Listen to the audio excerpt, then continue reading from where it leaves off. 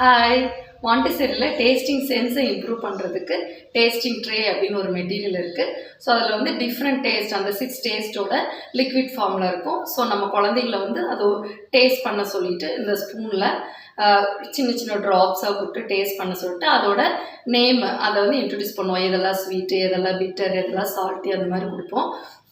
வீட்டில் உங்கள் குழந்தைகளுக்கு நீங்கள் கொடுக்கணும் அப்படின்னா வந்து இந்த 6 டேஸ்ட்டோட லிக்விட் ஃபார்ம் கொடுக்கலாம். இந்த சுகர் சிரப் வந்து ஸ்வீட்டில் கொடுக்கலாம். பிட்டருக்கு வந்து இந்த நீமோட வாட்டர் இல்லாட்டி பாவக்காவோட தண்ணி இந்த மாதிரி ஏதாவது கொடுக்கலாம்.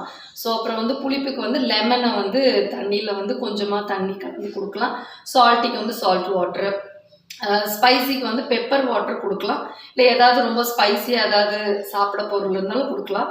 ஸோ அதை எக்ஸ்பீரியன்ஸ் பண்ணிவிட்டு அதோட டேஸ்ட் என்ன, ஸோ பிட்டர்னால் இது ரொம்ப கசப்பாக இருக்கும், இதெல்லாம் சாப்பிட்டா ரொம்ப கசப்பாக இருக்கும்னு அந்த பொருளெல்லாம் இன்ட்ரடியூஸ் பண்ணுறது, இதெல்லாம் ஸ்வீட்டாக இருக்குது, இதெல்லாம் சாப்பிட்டா ரொம்ப இனிப்பாக இருக்கும் அப்படின்னு இன்ட்ரடியூஸ் பண்ணுறது.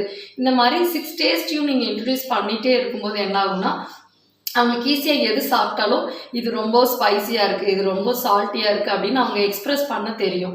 அது வந்து ரொம்ப பெரிய குழந்தைங்க வரைக்குமே நல்லா இல்லைன்னு மட்டும் சொல்லிடுவாங்க. உப்பு இல்லை, காரம் இல்லைன்னு சொல்ல தெரியாது. ஸோ எது கம்மியாக இருக்குது, எது ஜாஸ்தியாக இருக்குது அப்படிங்கிறது கண்டுபிடிக்கிறதுக்கு இந்த டேஸ்டிங் சென்ஸை வந்து சின்ன குழந்தைகளுக்கு என்ஹான்ஸ் பண்ணுறதுக்கு வந்து இந்த மெத்தட் வந்து ரொம்ப யூஸ்ஃபுல்லாக இருக்கும். மாண்டிசெரியில் அதுக்கு டேஸ்டிங் ட்ரெயினே ஒன்று கொடுப்போம். ஸோ ப்ரீகேஜி டு யூகேஜிலேயே வந்து they experience the tasting, அந்த டேஸ்ட் சென்ஸை வந்து அப்போவே எக்ஸ்பீரியன்ஸ் பண்ணிடுவாங்க. ஸோ நீங்களும் வீட்டில் ட்ரை பண்ணி பாருங்கள். பாய்.